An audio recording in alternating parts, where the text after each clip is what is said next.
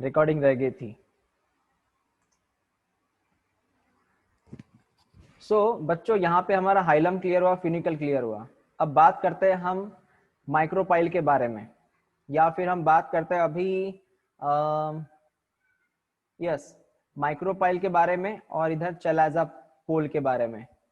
Micropyle कहाँ है? ये वाला पॉइंट माइक्रोपाइल है, और ये चलाजा है। देखते हैं ये क्या है दोनों। आप ग्रीन कलर को ऑब्जर्व कीजिएगा, ये जो आपको पॉइंट दिख रहा है ये वाला है ना, इस एंड को हम कहते हैं माइक्रोपाइल, और ये वाला जो पॉइंट दिख रहा है आपको इसे कहते हैं चलाजा। इट्स चलाजल पोल या चलाजल एंड। दो एंड है, ये वाला और ये वाला। तो माइक्रोपाइल भी चलाजल भी हुआ। पहले रफली आप सुन लीजिए, हम रिपीट बात करेंगे इन सभी पॉइंट्स के ऊपर। उसके बाद में मैं बात करना चाहूंगा इंटीग्यूमेंट्स के बारे में। तो इंटीग्यूमेंट्स कुछ इस तरह है, यहाँ पे आप देख सकते हैं येलो कलर में, ये वाला, ये वाला, इधर ये और ये, इनको क्या कहते हैं? इनको कहते हैं integuments. What is called as integuments. ये दीवारें समान होती है, मेम्ब्रेन समान रहती है ये, ओके। उसमें इनर इंटीग्यूमेंट्स और आउटर इंटीग्यूमेंट्स, ऐसे दो है। मतलब आपको बाहर दिख रहा है, ये फर्स्ट नंबर देखिए बाहर का है, ये है आउटर इंटीग्यूमेंट्स। आप देख सकते हैं इधर ये अंदर का है, इसको बोलते हैं इनर इंटीग्यूमेंट्स। तो इंटीग्यूमेंट्स हुआ, ठीक है। बीच में यहाँ पे उन्होंने ड्रॉ किया न्यूसेलस। तो न्यूसेलस को ड्रॉ करते हैं। आप बीच में न्यूसेलस को देख सकते हैं, देखिए रेड कलर में ड्रॉ कर रहा हूं मैं। कौन है रेड कलर में? We call it nucellus. It's called as nucellus, ठीक है। ये रहा न्यूसेलस। और उसके अंदर भी एक चीज पाई जाती है, वो भी समझते हैं। उसके इनसाइड आप व्हाइट कलर को देखिए, इस व्हाइट कलर को हम एक नाम देते हैं, we call it embryo sac. क्या नाम है इसका? Embryo sac. आप ये एम्ब्रियो सैक यहाँ देख सकते हैं, ये अपने व्हाइट कलर तो यहाँ पे आएगा नहीं, आप एम्ब्रियो सैक को यहाँ देख सकते हैं। ये है पोर्शन एम्ब्रियो सैक करके, ये बीच वाला पोर्शन आपको दिख रहा है ग्रीन कलर में, एम्ब्रियो सैक है ये। तो एक बार मैं आपको डायग्राम को और क्लियर समझाऊं, ओके, क्योंकि सबसे पहले डायग्राम का समझना जरूरी है बच्चों। तो सबसे पहले मैं यहाँ पे ड्रॉ करूंगा अभी प्लासेंटा। तो मैंने यहाँ पे ड्रॉ किया प्लासेंटा, P फॉर प्लासेंटा। उसके बाद मैं यहाँ पे ड्रॉ करूंगा अभी फ्यूनिकल। मुझे यहाँ पे ड्रॉ करना पड़ेगा फ्यूनिकल। ये फ्यूनिकल है क्योंकि ये प्लासेंटा था, P फॉर प्लासेंटा। ये फ्यूनिकल है, ये फ्यूनिकल है। उसके बाद मैं यहाँ पे ड्रॉ करूंगा अभी बॉडी के पोर्शन को। तो ये वाला जो एरिया है we call it a body. इसमें भी आप देख सकते हैं वन बाय वन। सबसे पहले बीच में मैं ड्रॉ करने वाला हूँ रेड कलर में न्यूसेलस। रेड कलर में कौन है? न्यूसेलस, ठीक है। रेड कलर में न्यूसेलस है। उसके बाद न्यूसेलस के आजू बाजू में हमें ड्रॉ करने हैं यहाँ पे इंटीग्यूमेंट्स।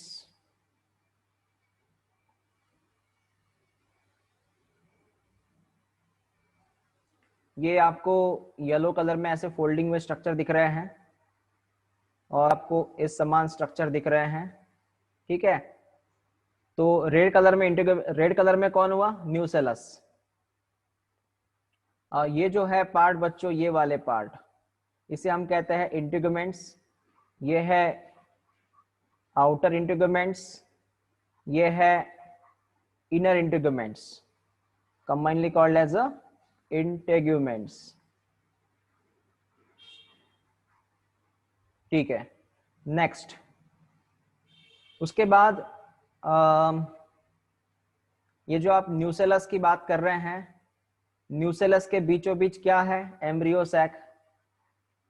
सफेद कलर में क्या ड्रॉ किया, व्हाइट कलर में क्या ड्रॉ किया? एम्ब्रियो सैक ड्रॉ किया। ओके,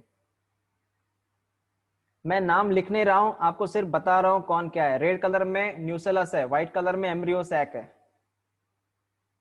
उसके बाद यहाँ पे रह गए एंड्स।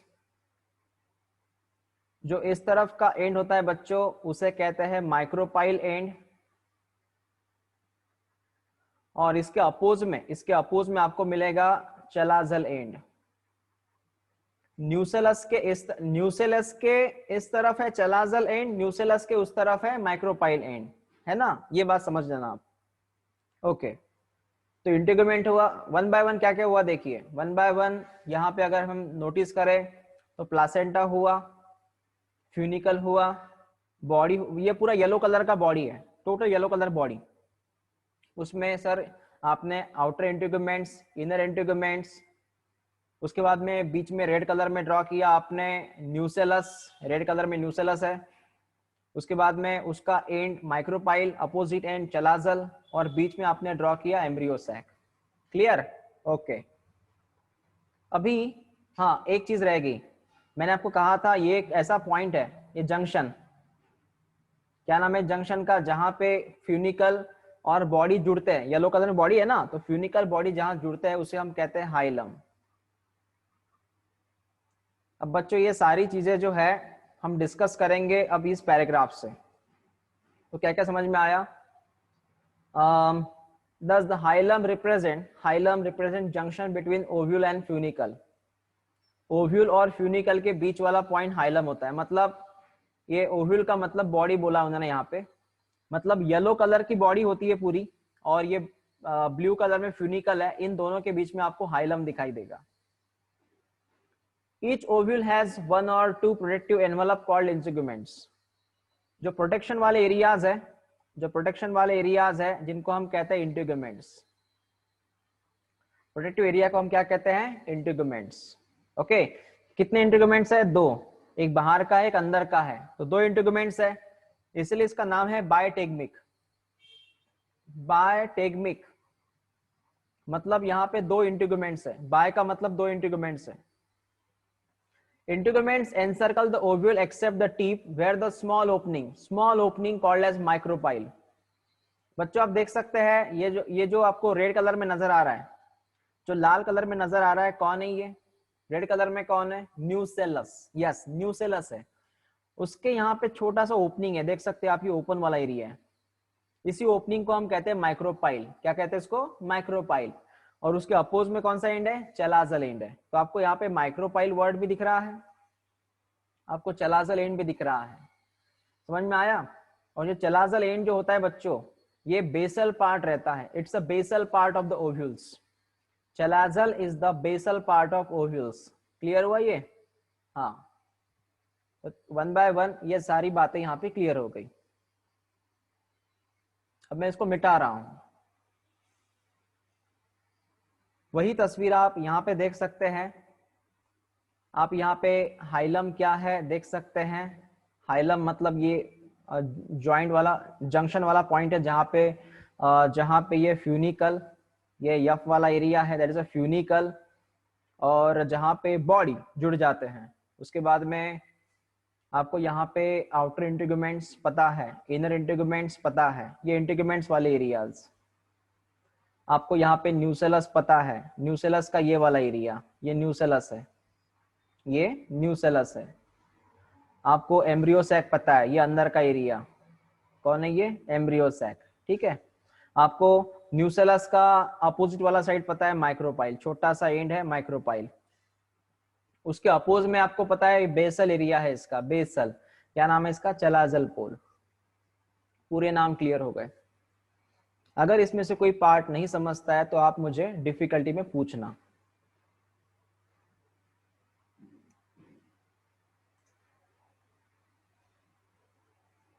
यहाँ पे इनका कहना क्या है वो भी देख सकते हैं आप। मैं नेक्स्ट पैराग्राफ की बात कर रहा हूं। Enclosed within a integument is a mass of cell called as nucellus. आपको मैं बताऊं, इंटीग्यूमेंट्स थे, ऐसे दो इंटीग्यूमेंट्स थे। मैं एक सिंपली स्ट्रक्चर ड्रॉ कर रहा हूं, वी कॉल इट इंटीग्यूमेंट्स। और इंटीग्यूमेंट्स के बीचों बीच एक पोर्शन था, इनके बीच में एक पोर्शन था जो रेड कलर में ड्रॉ किया था मैंने, इसको हमने नाम दिया था न्यूसेलस।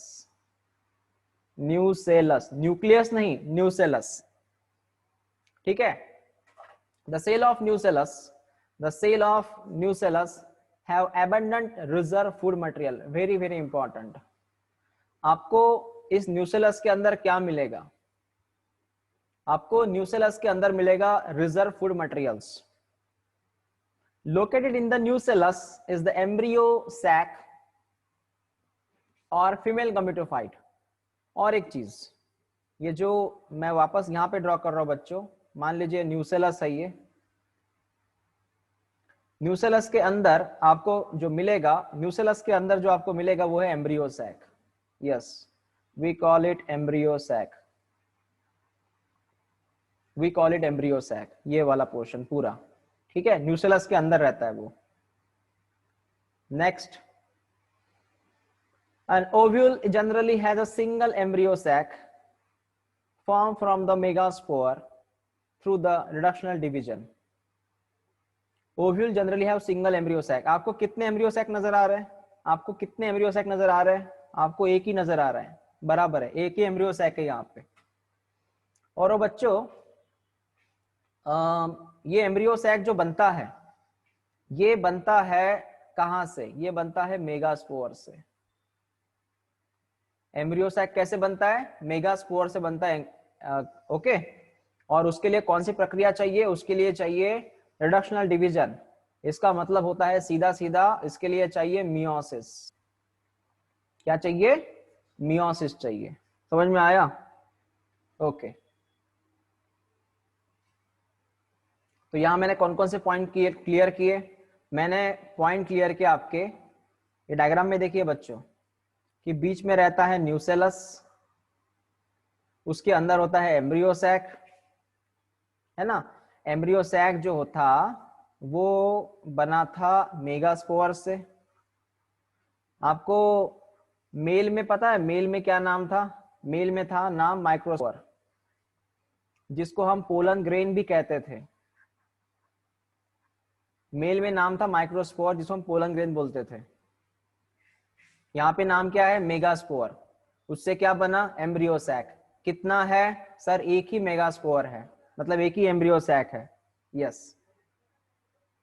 कौन से प्रक्रिया से बना? ये बना सर मियोसिस से। एग्जैक्टली, मियोसिस से। कैसे बना, क्या बना, हम बाद में बात करते हैं।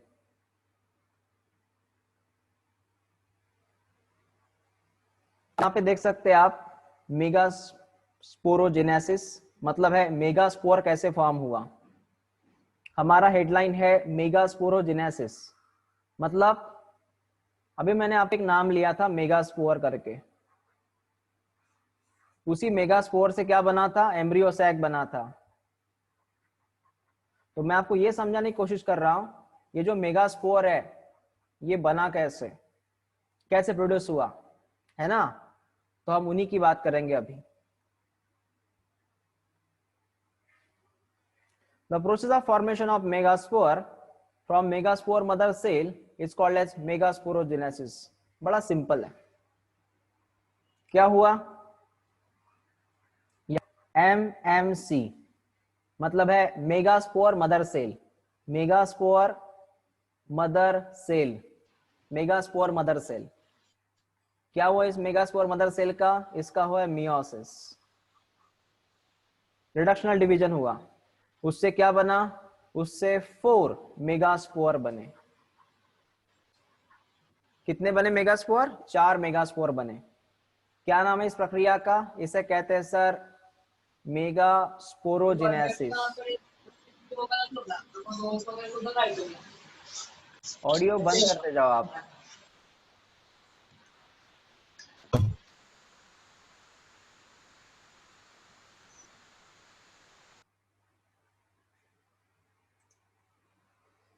इनका नाम है मेगास्पोरोजेनेसिस। क्या होता है मेगास्पोरोजेनेसिस? मेगास्पोरोजेनेसिस का सिंपल मीनिंग ये है कि formation of megaspore, formation of megaspore, sorry 1 minute.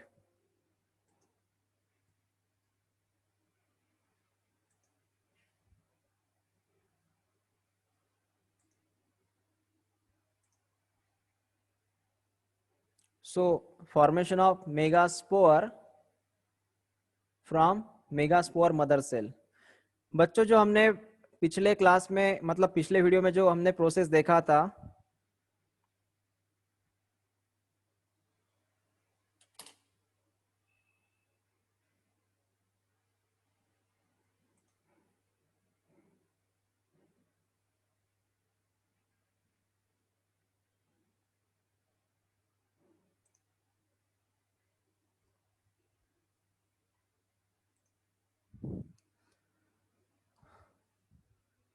अरे दानिया, हाँ सर। कौन सी स्क्रीन नजर आ रही है इसके ऊपर? 16 नंबर की। नहीं, इसमें जो स्क्रीन आपको नजर आ रही है ये मतलब ब्रॉड है क्या ये स्क्रीन? मतलब इसको में लिखा है क्या मेगास्पोरोजेनेसिस का?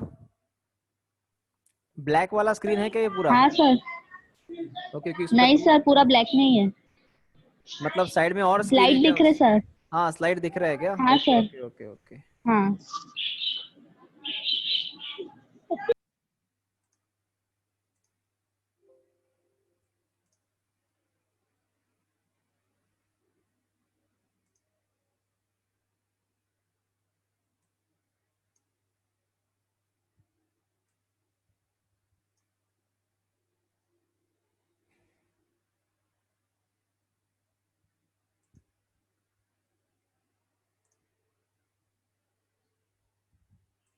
हाँ दानी, आप दिख रहा है? सर अभी, हाँ सर अब बराबर है। फुल स्क्रीन आ गई ना? हाँ सर। ओके। हाँ, सो बच्चों मैं आपसे ये कह रहा था यहाँ पे कि मेगास्पोरोजेनेसिस क्या होता है। तो 1 मिनट। दानिया, अब तक यहाँ पे दो दो स्क्रीन थी क्या? पहले थी सर, अब नहीं है। तो बहुत समय से है क्या वो सेकंड स्क्रीन? नहीं सर। ओके, ठीक है। अगर कुछ ऐसे दो स्क्रीन अगर दिखाई देते हैं तो आप में से कोई भी थोड़ा बोला करो मुझे। तो मैं आपसे कह रहा था megasporogenesis, that is formation of megaspore from megaspore mother cell. इस डेफिनेशन को याद कीजिएगा। उसी तरह हमने इसके पहले जो कंसेप्ट पढ़ा था, जो मेल में हमने कंसेप्ट पढ़ा था, वो था माइक्रोस्पोरोजेनेसिस। माइक्रोस्पोरोजेनेसिस कंसेप्ट था इसके पहले।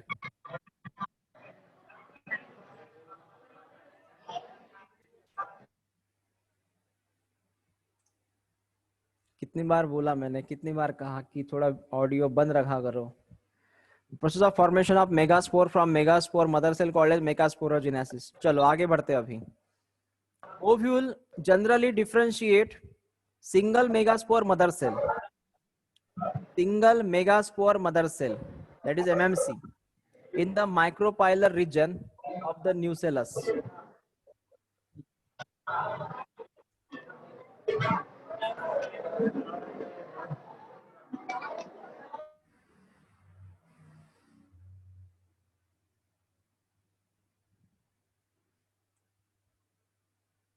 अब ऑडियो ऑन नहीं होना चाहिए।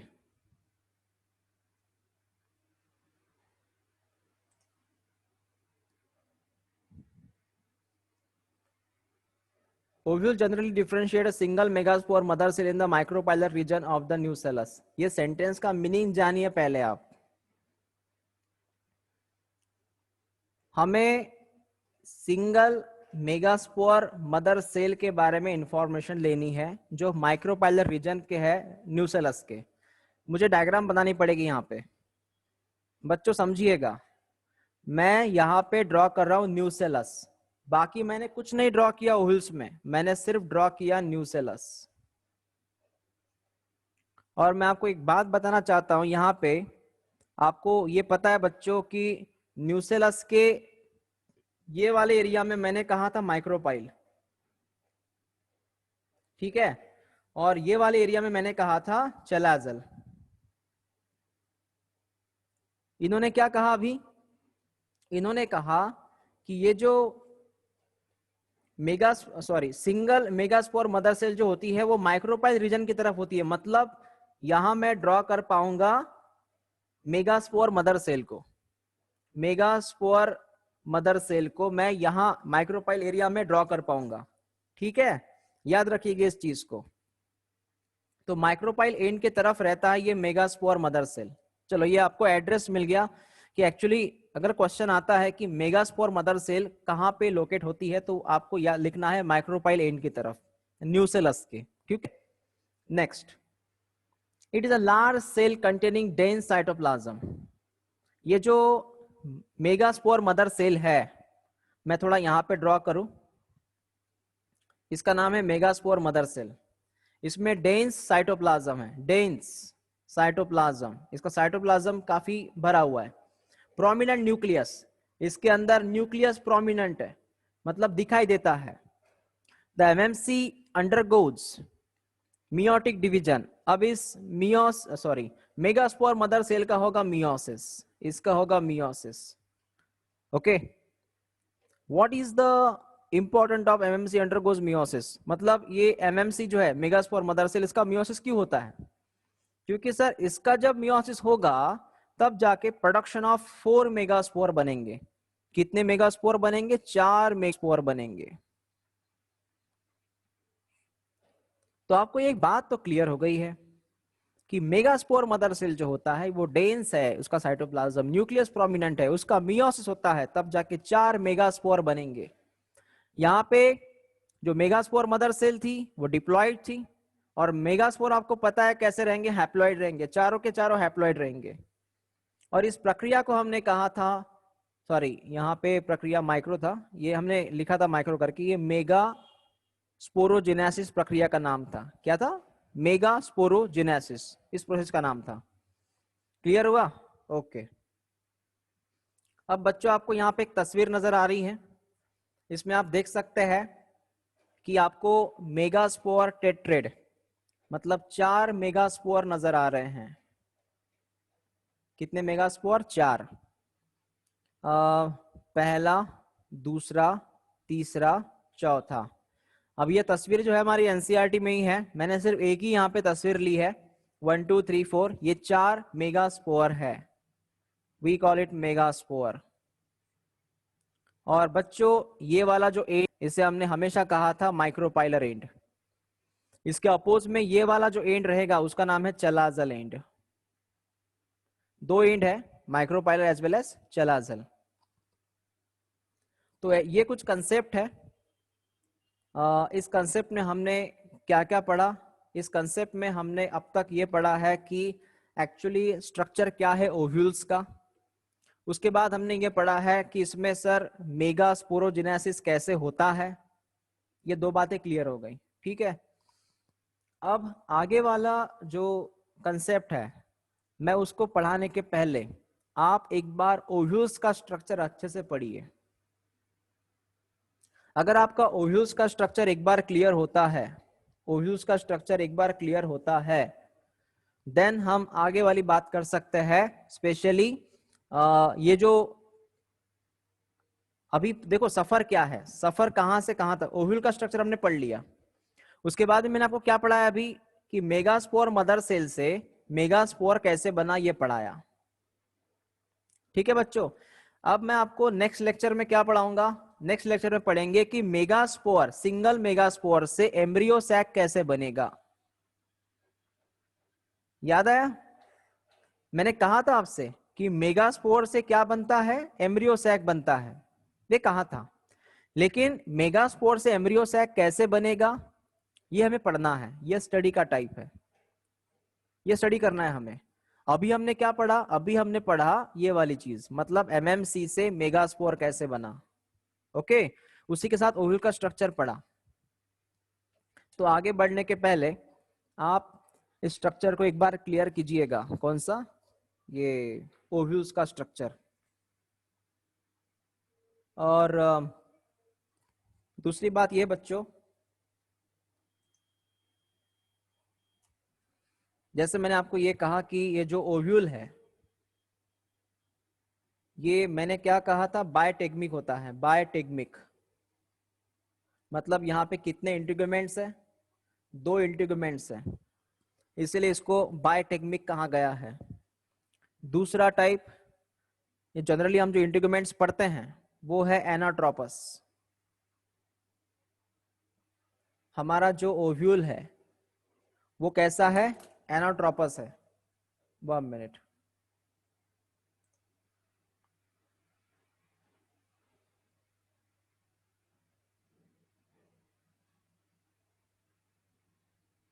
हाँ, ओके, 2 है। और एनाट्रोपस ओव्यूल याद रखिएगा। Sir what is anatropous? हाँ, एनाट्रोपस का मीनिंग क्या है वो भी आप समझिए यहाँ पे। What is anatropous? एनाट्रोपस का मीनिंग ये रहा, सबसे पहले तो मैं लिखूंगा एनाट्रोपस के बारे में। मोस्ट कॉमन, यहां से क्वेश्चन बनेंगे। It's a most common. Maximum पौधों में आपको एनाट्रोपस ओव्यूल मिलेगा। इसमें क्या रहता है? जो माइक्रोपाइल रहता है, माइक्रोपाइल, ये आपको लोअर साइड में मिलेगा। लोअर साइड माइक्रोपाइल आपको मिलेगा लोअर साइड में। ओके। और इसमें क्या रहता है? माइक्रोपाइल, फ्यूनिकल और चैलाजा। माइक्रोपाइल, फ्यूनिकल और चैलाजा, ये आपको एक ही डायरेक्शन में मिलेंगे, एक ही जगह मिलेंगे। माइक्रोपाइल, फ्यूनिकल और चैलाजा करके। थोड़ा मैं आपको इसका स्ट्रक्चर ड्रॉ करके दिखाता हूं। ये मैंने क्या कहा आपसे, इसे एनाट्रोपस क्यों कहते हैं, मैं आपसे वो बात कर रहा हूं। थोड़ा मैं अलग स्ट्रक्चर ड्रॉ कर रहा हूं बच्चों। ये थोड़ा डिफरेंट स्ट्रक्चर है।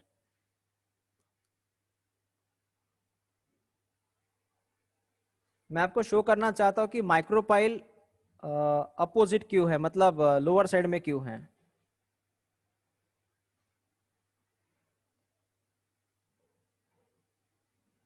इसमें सबसे पहले मुझे न्यूसेलस ड्रॉ करना पड़ेगा। तो बीच में मैंने ड्रॉ किया न्यूसेलस। ओके, रेड कलर में आपको जानते हैं, रेड कलर में कौन है? न्यूसेलस। ठीक है। देन येलो कलर कंटिन्यू करते हैं यहाँ पे।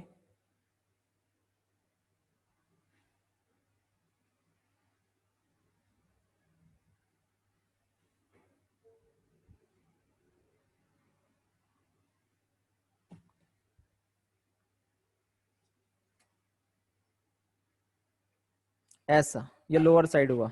ठीक है। उसके बाद में इसे कहते हैं माइक्रो, ये है चलाजलेंड। अब इसके हिसाब से माइक्रोपाइल क्या हुआ? लोअर साइड हुआ। ठीक है ना? हाँ, अगर इस तरह ड्रॉ करें तो। और ये पता है आपको ये क्या है? ये इंटीग्यूमेंट्स है। ओके, ये क्या था? ये फ्यूनिकल था। ओके, तो उसके हिसाब से बच्चों यहां मुझे सिर्फ एक ही बात आपसे करनी ये है कि अगर आप प्रॉपरली यहाँ पे देखें तो चलाजा और फ्यूनिकल, चलाजा फ्यूनिकल जो है एक ही एक्सिस में दोनों आ गए। वो चलाजा और माइक्रोपाइल, फ्यूनिकल को छोड़ दो, फ्यूनिकल थोड़ा बाजू में है। आप देख सकते हैं ये है चाजल एंड, ये है माइक्रोपाइल एंड। दोनों आपको एक ही डायरेक्शन में मिलेंगे, एक ही रास्ते में आते हैं दोनों। जब दोनों एक रास्ते में आते हैं उसको हम कहते हैं एनाट्रोपस। समझे मेरी बात को? चलाजा और माइक्रोपाइल एक ही रास्ते में आपको दिख रहे हैं तो इसको एनाट्रोपस। और वैसे भी आपको दिख रहा है कि यहाँ पे माइक्रोपाइल कहाँ पे है? लोअर में है। दो चीजें याद रखिएगा, माइक्रोपाइल लोअर एंड में है, और दूसरी बात यह है कि यहाँ पे दोनों एक ही डायरेक्शन में है। ओके, तो इसी का मतलब है ये है एनाट्रोपस।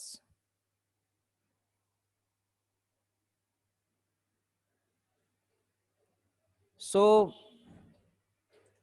इतना मुझे कहना था आज के लेक्चर में। क्योंकि मैं ज्यादा बात नहीं करूंगा इसके बाद, क्योंकि आपको सबसे पहले एनाट्रोपी ये ओव्यूल का स्ट्रक्चर पढ़ना होगा, तब जाके मैं आगे बढ़ पाऊंगा, अदरवाइज कंफ्यूजन बढ़ सकता है। ओके, तो पहले आप एनसीईआरटी से एनाट्रोपस ओव्यूल क्लियर कीजिएगा। अब किसी को कुछ पूछना हो तो पूछ सकता है।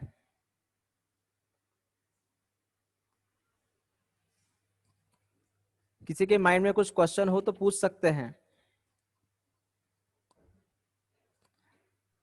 सर आपने एक रैफी नाम का स्ट्रक्चर बताया था, हाँ, मैं ओवी में रैफी वो रैफी कहाँ पर है? रैफी रैफी मैं यहाँ बताता हूँ रैफी क्या है। तो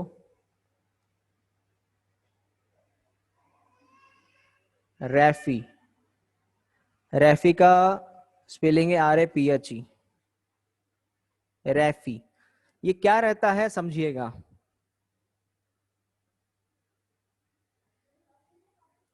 छोटा सा स्ट्रक्चर मैं ड्रॉ कर रहा हूँ न्यूसेलस का, बड़ा छोटा स्ट्रक्चर है ये मान लीजिए न्यूसेलस है। हाँ, इस न्यूसेलस में जैसे आपने पता ना फ्यूनिकल था, ये फ्यूनिकल है, ठीक है। तो और एक स्ट्रक्चर मैं यहाँ पे रेड कलर में ड्रॉ करूंगा, ये वाला यहाँ पे। देखिए बच्चों होता क्या है, इन फ्यूचर ये जो ओव्यूल है, ये ओव्यूल है, इन फ्यूचर ये ओव्यूल कन्वर्ट होता है सीड में। ये पूरा का पूरा ओव्यूल्स कन्वर्ट होता है सीड में। तो इससे बन गया सीड पूरे ओव्यूल से, और पूरा ओव्यूल्स कन्वर्ट हुआ सिर्फ एक चीज छोड़ के। इस सीड के ऊपर आपको एक रेड कलर की मार्क मिलेगी, सेम आप देख सकते हैं, ये रेड कलर की मार्क यहां पर भी है ओव्यूल्स में, और सेम रेड कलर की मार्क्स सीड पे भी है। तो ये जो रेड कलर की मार्क्स है जो कंटिन्यू है सीड में भी, उसे हम कहते हैं रैफी। तो एक रिमेनिंग पार्ट होता है ओव्यूल्स का जो कभी कन्वर्ट नहीं होता, बाकी तो पूरा कन्वर्ट हो गया है, पूरा ओव्यूल्स ही कन्वर्ट हुआ है, कुछ भी नहीं बचा, सिर्फ एक चीज छोड़ के वो चीज कन्वर्ट नहीं हुई, उसी का नाम रैफी है। इसने आपको समझ में आया मैंने क्या कहा, रैफी क्या है? The remaining part of the ovules yes sir. which remain inside the seed also। आप में से कोई सीड के पीछे, सीड का जो बैक साइड है या फिर सीड का जो कवर है ना, उसके ऊपर देखना आपको एक हल्का सा उछाल मिलेगा, उस उछाल को हम रैफी कहते हैं। हाँ, नेक्स्ट।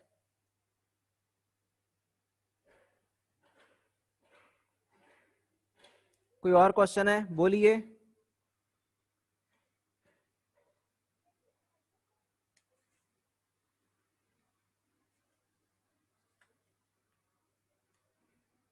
कल हमें एम्ब्रियो सैक भी पढ़ना है, एम्ब्रियो सैक के अंदर क्या क्या रहता है ना वो भी पढ़ना है। तो पहले हम कल ये पढ़ेंगे कि मेगास्पोर जो है वो एम्ब्रियो सैक में कैसे कन्वर्ट होगा। ओके, तो एक बार एम्ब्रियो सैक बन गया, फिर एम्ब्रियो सैक का स्ट्रक्चर हम पढ़ेंगे। कुछ पूछना है किसी को? सर हाँ। सर वो जो 4 मेगास्पोर बने थे वो सभी यूजफुल होते हैं क्या? नहीं, 4 में से 3, 4 आउट ऑफ 4, 4 बने थे ना, आउट ऑफ 4 3 की डेथ हो जाती है, एक ही बचता है। 3 की डेथ होती है, 1 सिंगल रिमेन रहता है। चारों काम में नहीं आते, बनते 4 है क्योंकि मियोसिस हुआ है, लेकिन उसमें से फ्यूचर में 3 मर जाते हैं, डेथ होती है उनकी। कल मैं आपको वही बताने वाला था एक्चुअल में कि 3 डेथ होती है, एक बचता है, फिर उसके एम्ब्रियो सैक बनता है। And the information for you, your test on coming Thursday. Topic रहेगा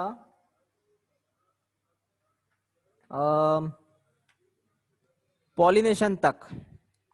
आप एनसीईआरटी में देख लो, अभी आपको पॉलिनेशन टॉपिक वहां मिलेगा। पॉलिनेशन नहीं रहेगा एग्जाम में, पॉलिनेशन तक रहेगा, अप टू पॉलिनेशन।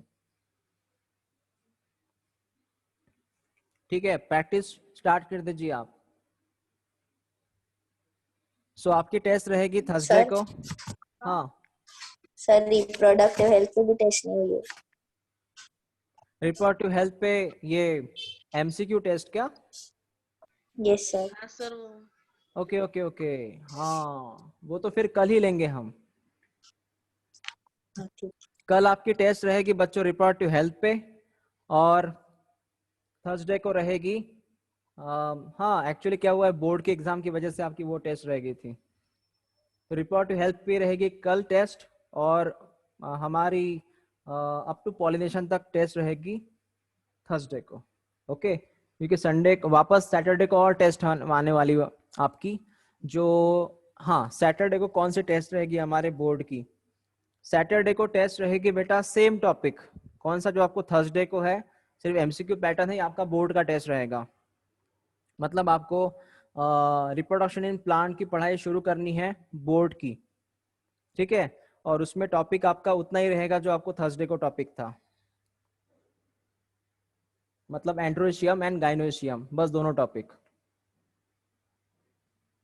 और बताइए क्या पूछना है? सर जैसे आप ऑनलाइन एग्जाम देते वैसे आप मेंटी क्विजेस भी तो ले सकते हैं। कैसे? गूगल पे मेंटी क्विज। हाँ, मैं सोचता हूँ उसके बारे में, I will think about it. और सर अनअकैडमी के ऐप पे भी होते सर वैसे क्यूज। ओके,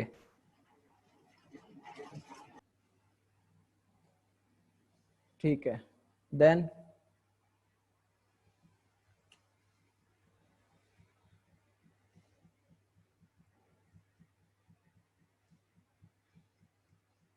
और पूछिए जल्दी। ओके, तो मिलते हैं कल हम। हाँ बोलिए। सर वो माइक्रोपाइलर पोल का क्या फंक्शन है? हाँ, माइक्रोपाइलर पूल का फंक्शन है बेटा, एक्चुअली फिलहाल तो जब हम बात करेंगे ड्यूरिंग फर्टिलाइजेशन, जब हम फर्टिलाइजेशन के वक्त बात करेंगे ना, तब इसका रोल रहता है, ये जो माइक्रोपाइलर एंड है वहां से पोलन ट्यूब एंट्री करता है, वहां से पोलन ट्यूब एंट्री करेगा, पोलन ट्यूब मतलब मेल गमीटोफाइट वहां से अंदर आते हैं। मेल गमीटोफाइट को अंदर आने का जो पाथवे है वो है माइक्रोपाइलर एंड, वो हम बात करेंगे ड्यूरिंग डबल फर्टिलाइजेशन के वक्त। वैसे आपको समझ में आया ना उसका रोल क्या रहता है, वहां से एक पाथवे है जहां से कौन अंदर आते हैं, मेल गमीटोफाइट। और चलाइजल एंड का रोल ये है कि चलाइजल एंड की वजह से इंटीगुमेंट्स प्रोड्यूस होते हैं, चलाइजल एंड की वजह से क्या प्रोड्यूस होता है, इंटीगुमेंट्स।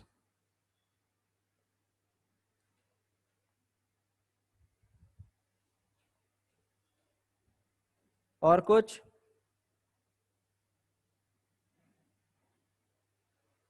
ओके सर फिर हाँ, ये एनाट्रोपस में तो अपोजिट है, फिर कैसे होता है? अपोजिट मतलब चलाजिल ऊपर है और माइक्रोपाइल नीचे है। हाँ, तो पोलन ट्यूब जो होता है ना, हाँ ये इसके अपोजिट में आता है वो, जैसे मैं डायग्राम ड्रॉ करके दिखाता हूँ, ये ऐसे रहेगा। अगर मैंने ऐसे स्ट्रक्चर ड्रॉ किया है, ठीक है,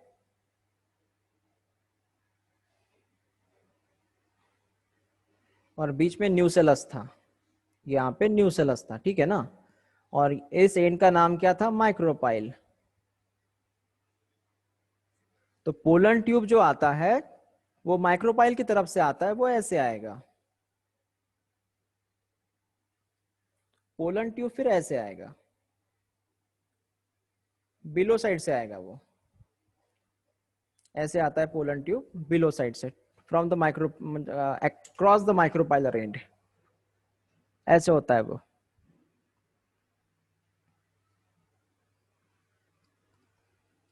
और कुछ?